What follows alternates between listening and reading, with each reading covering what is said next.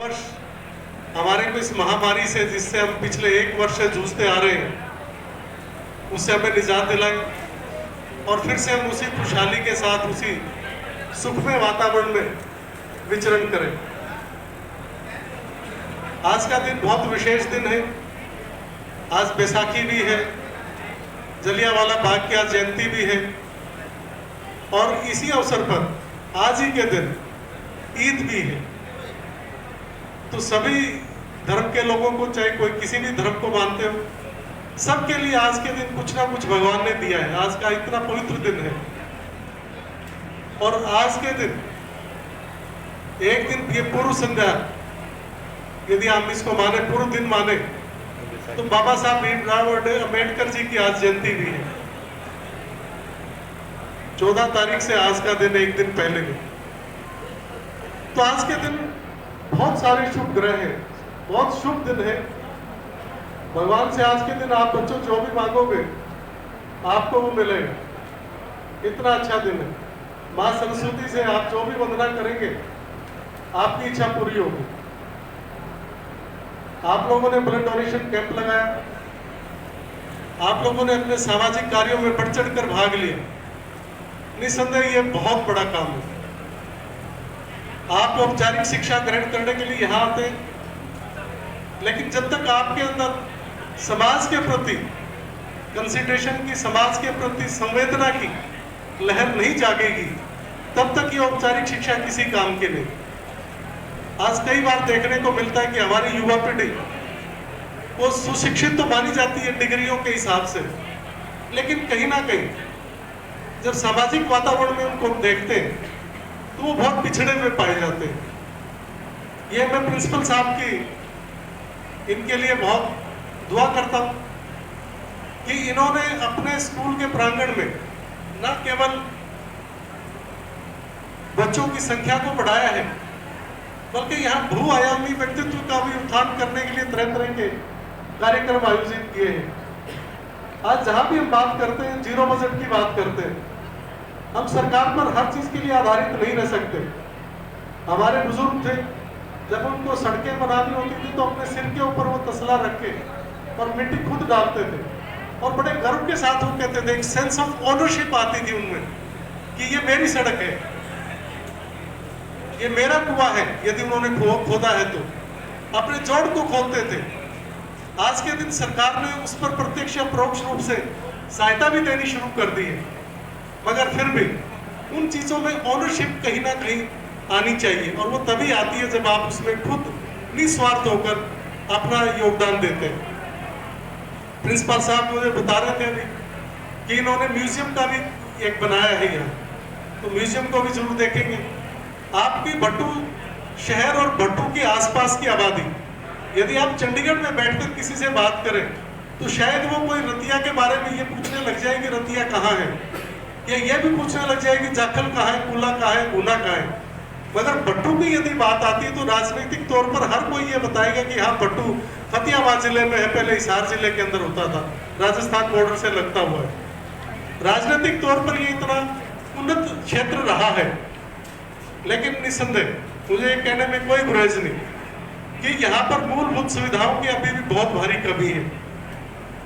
इस छोटे से एरिया को जहाँ भी जो भी सुविधाएं हैं, जिसके लिए फतेहाबाद शहर में जाना पड़ता है, वहां तक जाने की आवश्यकता नहीं पड़नी चाहिए। रेलवे का हेड यहाँ पर है। इतनी पुराने यहाँ के जो आपको देखेंगे ऐतिहासिक रेस्ट हाउस है, मार्केट कमेटी है, अनाज मंडी इतनी बहुत अच्छी बनी हुई है, हुड्डा का सेक्टर बहुत अच्छा बना हुआ है, लेकिन विकसित नहीं हो पाया। उसके पीछे के क्या कारण है उस पर भी हम स्टडी कर रहे हैं और कोशिश है कि इसको जल्दी से जो भी इंफ्रास्ट्रक्चर वाइज एक सर्टिफिकेट बनाने के लिए सरकार से मैं इसका आग्रह भी कर रहा हूँ। वो सरकार की मंशा होती है कि उसको कितना आग्रह को माने ना माने, लेकिन मैं इसको सरकार के समक्ष इसका केस पूरा का पूरा तैयार करके सरकार के समक्ष इसको रख रहे। यहाँ पर ये शहर भट्टू बहुत पुराना शहर है। राजनीतिक तौर पर यहाँ पर चौधरी देवीलाल जी से लेकर और बाद में जितने भी राजनेता आए, सभी का यहाँ पे योगदान रहा, मगर पता नहीं क्यों ये मेरी भी समझ में नहीं आया। मैंने यहाँ भी कुछ लोगों से बात की जो यहाँ के बुजुर्ग हैं, यहाँ के जो पत्रकार और छायाकार बंधु साथी हैं, मैंने एक दिन उनसे भी चर्चा की कि बटू इतना फिर भी पिछड़ा हुआ क्यों है, राजनीतिक तौर पर इतना विकसित होने के बावजूद भी। तो बच्चों, कोई भी शहर ये केवल इंफ्रास्ट्रक्चर से या मूलभूत सुविधाएं जो दूसरी है उनसे भी विकसित नहीं माना जाएगा, वो इस बात से भी माना जाएगा कि वहाँ के जन जीवन में कितने लोग आप सुशिक्षित हैं, आप कितने शिक्षा के क्षेत्र में आगे बढ़कर और अपने इस शहर का नाम रोशन कर रहे हैं। तो मैं आशा करता हूँ कि जो भी आप माहौल, आपको शैक्षणिक माहौल यहाँ पर उपलब्ध कराया जा रहा है, आप इसका पूरा भरपूर फायदा उठाएं, समाज सेवा में अपना ज्यादा से ज्यादा योगदान दें। समाज सेवा के लिए किसी पैसे की आवश्यकता नहीं, किसी और चीज की आवश्यकता नहीं, केवल इच्छा शक्ति की आवश्यकता है। अभी देखिए, आपके एक प्रोफेसर साहब थे यहाँ, जिन्होंने जो दिव्यांग हैं लेकिन ब्लड डोनेशन कैंप में उनका बढ़ चढ़ कर वो भाग ले रहे, मैं मुझे यह भी बताया कि स्पोर्ट्स में भी वो हमेशा आगे रहते हैं। तो आप देखिए कि किसी भी, यदि कोई शरीर में कोई अंग की भी कमी रह जाती है तो कहीं ना कहीं वो दिव्यांगता दूसरे रूप में दिखाई पड़ती है। तो हमें किसी भी तरह से पीछे नहीं रहना है।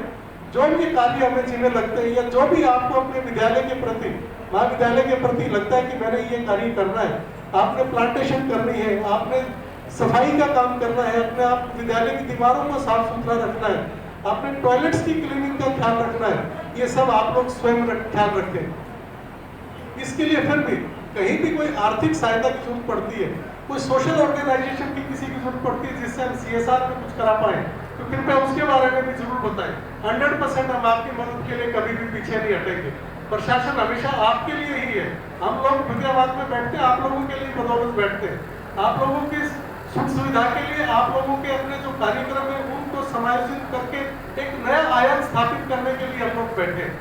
इसके अलावा जो दो बातें यहाँ पर आई, प्रोफेसर साहब ने, प्रिंसिपल साहब ने कहा कि 3 कमरों की जरूरत है, क्योंकि अब बच्चों की संख्या बढ़ गई है तो 3 कमरे तो अवश्य चाहिए। इसके अलावा जिस तरह से म्यूजियम बनाने की बात है, हो सकता है कल को हम कोई और भी कोई आर्ट एंड कल्चर के नाम से यहाँ कुछ करना चाहें। हो सकता है लड़कियों के लिए जो अच्छा कॉमन रूम एक बन जाए जहाँ पर वो अपने कोई खाली पीरियड है उसमें बैठकर आपस में इंटरेक्शन कर पाए। एक स्किल डेवलपमेंट के लिए भी कुछ ना कुछ किया जा सकता है, जहाँ पर बच्चे ना केवल औपचारिक शिक्षा लें बल्कि स्किल डेवलपमेंट में आगे बढ़ चढ़कर भाग लें। क्योंकि आज के दिन खाली किताबी ज्ञान से बात नहीं बनेगी। जब तक आप खुद विश्वकर्मा नहीं बनोगे, जब तक आपके हाथ में अपना खुद स्किल नहीं आएगी, तब तक आप आगे बढ़ने में कहीं ना कहीं अपने आप को हैंडीकैप महसूस करेंगे। तो उस गुण के विकसित करने के लिए भी स्किल डेवलपमेंट की आवश्यकता है। और यही सारी चीजें माननीय अम्बेडकर साहब जब इंग्लैंड में पढ़ने गए तो वहां पर वो एक समय भोजन लेते थे, क्योंकि आर्थिक स्थिति इतनी मजबूत नहीं थी। लेकिन विश्व की ऐसी कौन सी डिग्री है, बड़े से बड़े डिग्री जो उन्होंने हासिल नहीं की, और विश्व की ऐसी कौन सी यूनिवर्सिटी है जिसमें वो पढ़ने के लिए नहीं गए, और इतने भारी ग्रंथ को जिन्होंने उन्होंने लिखा और जिसके बात तहत ही हमें आज आजादी की सांस हम ले रहे हैं, आज हमें बोलने की आजादी है, आज हमें कुछ काम करने की आजादी है, आज हम अपने ढंग से अपने जीवन के बारे में सोच सकते हैं, उसकी रूपरेखा बना सकते हैं। ये माननीय अम्बेडकर साहब की ही देन है। तो आज ये सारे के सारे इतने अच्छे दिन हैं, और आप तो सारी देवियां यहाँ बैठी हैं, आज नवरात्र भी शुरू हो रहे हैं। तो इन देवियों के इस उपलक्ष्य पे और माता नवरात्रों के इस उपलक्ष्य पे भी मैं आप सबको बहुत बहुत आपका अभिनंदन करता हूँ। और मैं ये आशा करता हूँ कि आप समाज के अंदर एक रूपता लाते हुए, एक समता लाते हुए, समरसता लाते हुए, भाईचारे को आगे बढ़ाते हुए हम अपने शहर को, अपने गांव को, जिस भी मोहल्ले में हम रहते हैं उस समाज को हम विकसित करने में किसी तरह से कोई कसर नहीं छोड़ेंगे। और जहाँ तक ये 3 कमरों की बात है, ये कोई खास विषय नहीं है। इसके बारे में मैं अपने अधिकारियों से बात करके हम पंचायती राज से कर सकते हैं, नहीं कर सकते, मुझे थोड़ा सा टेक्निकल देखना पड़ेगा, और नहीं तो मैं किसी और ग्रांट से या डी प्लान से कहीं ना कहीं से हम इसकी भी व्यवस्था अवश्य कर देंगे। और इसके अलावा जो रेलवे की सड़क की बात है वो मैं गोयल साहब के संज्ञान में लेके आना चाहूँगा कि उसमें वो जो पोर्शन है रेलवे का फाटक के साथ नीचे वो बहुत कच्चा है, बहुत खराब है, मोटरेबल भी अब नहीं है, वो रेलवे की लैंड के अंदर पड़ता है।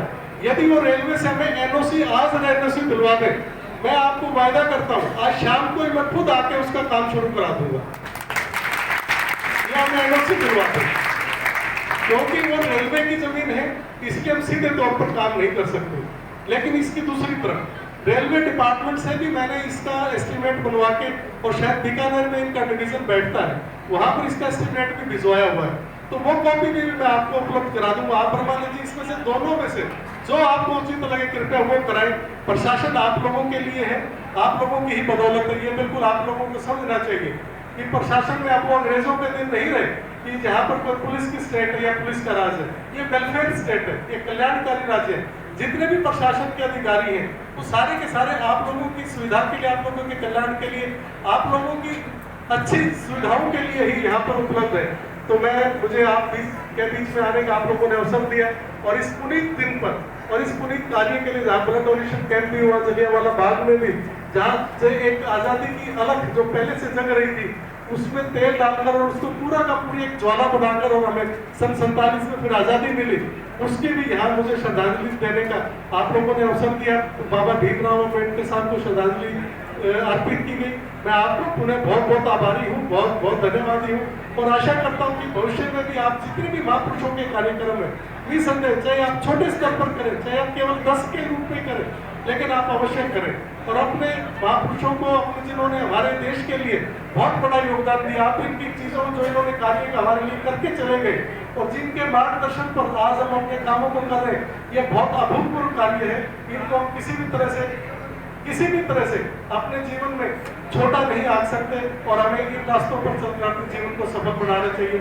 मैं पुनः इस सारे जितने भी त्योहार हैं, ईद का भी त्योहार, जितने भी त्योहार आज हैं, सब त्योहारों पर मैं आप सबको बहुत बहुत बधाई देता हूँ और पुनः अपने बीच मुझे आने का अवसर दिया, मैं आपका आभार भी व्यक्त करता हूँ। जय हिंद।